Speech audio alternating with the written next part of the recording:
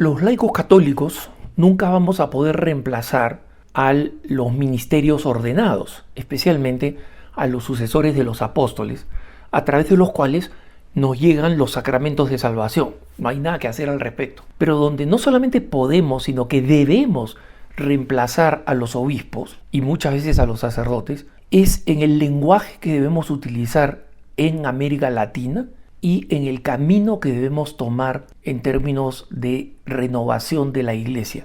Si queremos que la iglesia subsista, es decir, en América Latina ya ni siquiera estamos con los sueños de la gran expansión de la fe latinoamericana que, rica en vocaciones sacerdotales y religiosas, iba a ayudar a evangelizar el África, el sudeste asiático, iba a ser la nueva Europa. Todos esos sueños, no digo que Dios en su misterio infinito de sus planes decida que vaya en otra dirección, pero ahora, sociológicamente, eso no es lo que está pasando. Y parte del problema de la descristianización de América Latina, y ese es el problema más serio, hermanos. Muchos católicos se preocupan de los evangélicos.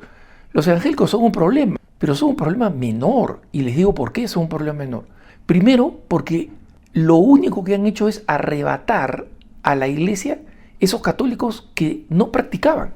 No hay ningún católico de un movimiento apostólico de fe decidida que diga voy a ser evangélico, a menos que abandone a su esposa y tenga otra, es decir, que haya un problema moral. Pero un católico que conoce su fe jamás se pasa a ser evangélico. Entonces, en segundo lugar, el evangélico practica principios en los cuales los católicos estamos de acuerdo. Nos oponemos al aborto, nos oponemos a la ideología de género, apoyamos los derechos de los padres, etc. El problema es la paganización y la secularización a pasos agigantados de nuestros países y de nuestras culturas, de nuestras ciudades, y buena parte de eso es el abandono de nuestros obispos. Es difícil decir quién tiene la culpa porque los obispos al final los nombra el Papa, ¿no? Pero el Papa no conoce íntimamente a cada uno como para poder nombrarlo.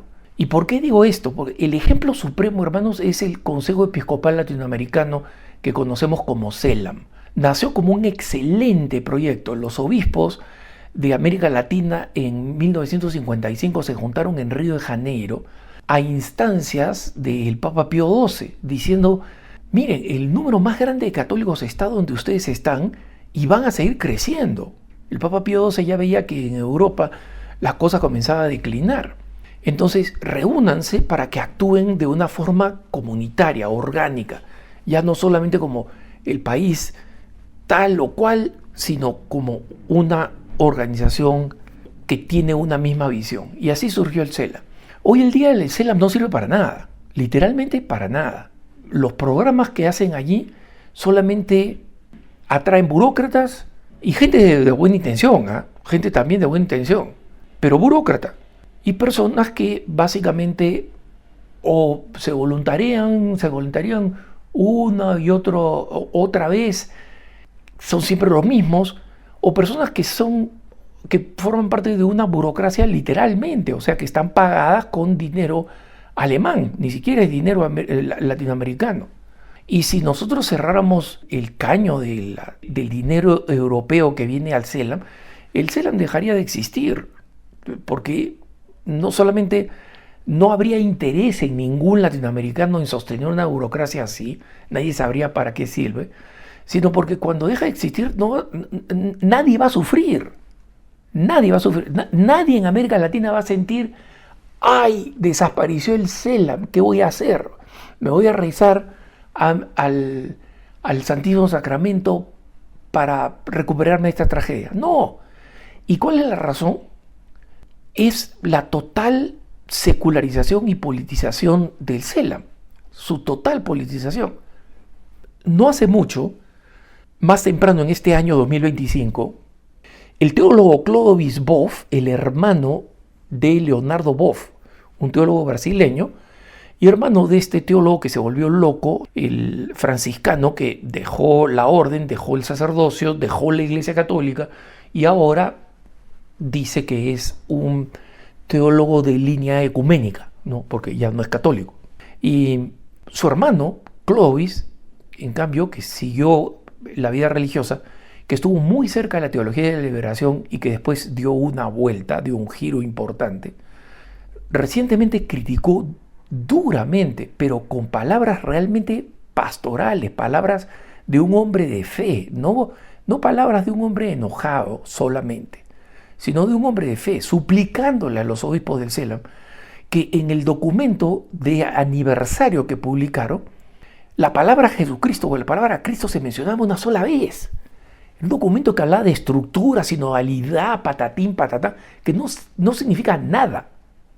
Y el ejemplo de esa total inconsciencia y total abandono del sentido pastoral, del sentido teológico, es el congreso que se realizó la semana pasada, que terminó el 24 de octubre, el viernes pasado, que se realizó en Lima, en la sede del ejemplo supremo, creo yo, latinoamericano, de la total secularización de una institución originalmente católica, la Pontificia Universidad Católica del Perú.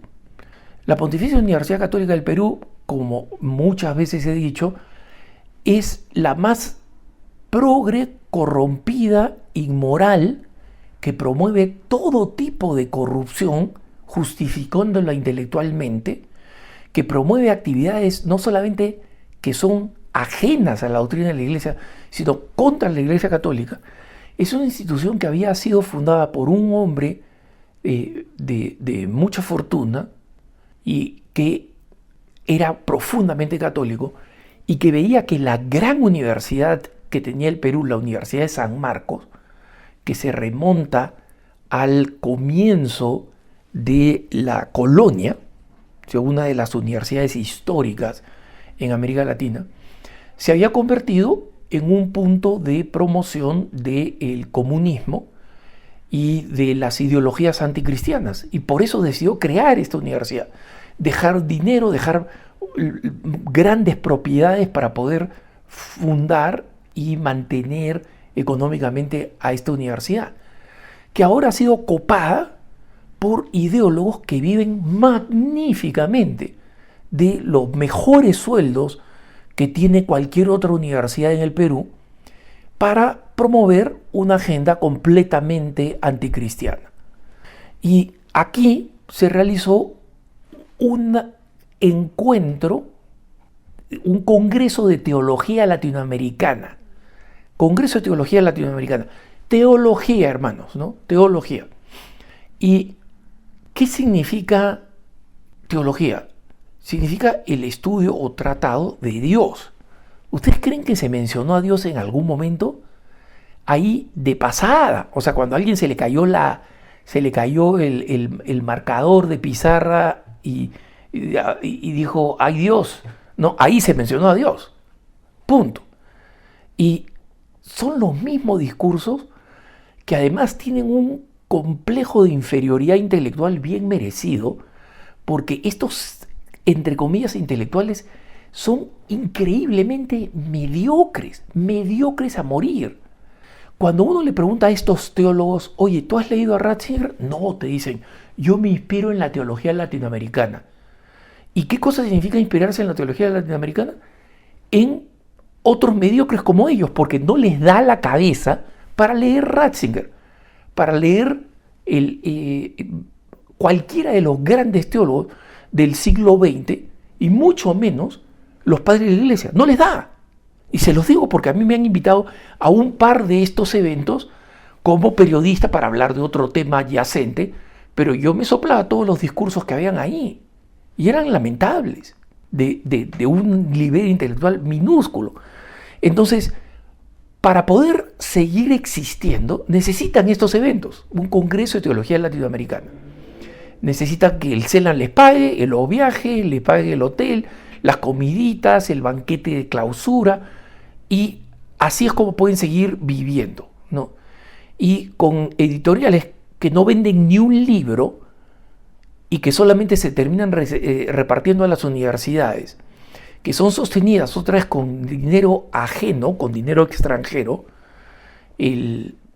Así es como publican libros, porque no les interesa a nadie Miren ustedes a cuántos idiomas han sido traducidos los libros del cardenal Ratzinger, ¿no? O de Romano Guardini, para hablar de otro teólogo.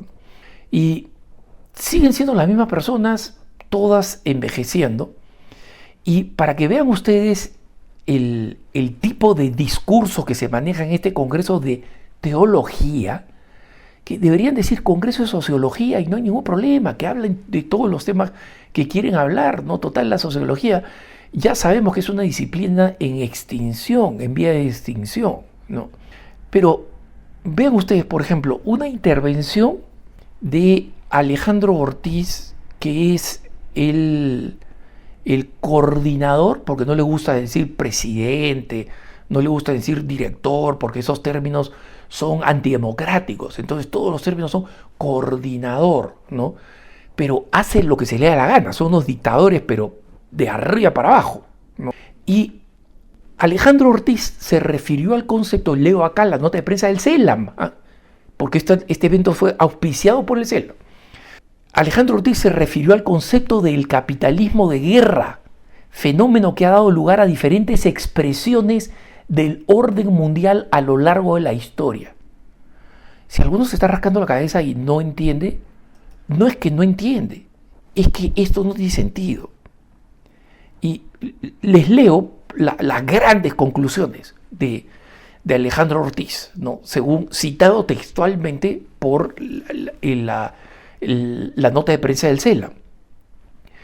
Critica que el capitalismo se ha convertido en un sistema digital que controla a través de los algoritmos, ¿no? Y que tiene a las mayorías atrapadas, no solo enajenadas y viviendo una superficialidad para conocer la realidad. O sea, en otras palabras, culpa a las redes sociales, que son muy peligrosas, es cierto, pero culpa a las redes sociales de que los jóvenes no se interesen en su teología, no se interesen en su teología porque no convierten a nadie, no sirven para nada. Y esta es la conclusión, leo textualmente: solo queda la resistencia, oír a los pueblos indígenas, afros y esas comunidades que luchan día a día no solamente por la supervivencia, sino por iniciar un camino diferente, entendiendo que resistir es abrir esperanzas a un mundo distinto. ¿Qué significa eso? ¿Qué hay de teología ahí? En la conclusión de un teólogo no hay una sola referencia a la iglesia, a la doctrina de la iglesia, a Jesucristo, a Dios, nada, porque no hubo en nada de su conferencia. ¿Y qué cosa significa resistir? Y él explica, resistir es abrir esperanzas a un mundo distinto. ¿Qué esperanzas? ¿La virtud teologal? No. Entonces, ¿qué esperanza es? A un mundo distinto. ¿Cuán distinto? ¿Cómo es un mundo distinto? Porque el mundo de las redes sociales ya es un mundo distinto de cuando ellos comenzaron con su mentalidad socialista durante la época de la Unión Soviética. Entonces, simplemente el punto es que los católicos laicos hemos llegado a un momento en que nosotros, en términos del pensamiento, de la reflexión, vamos a tener que nutrirnos de la tradición auténtica de la Iglesia, incluyendo la contemporánea, y elaborar nuestros propios principios pastorales lejos de estos dictadorcillos de la pseudoteología que son o promovidos o tolerados por los obispos cuando no deberían. Que tengas un buen día.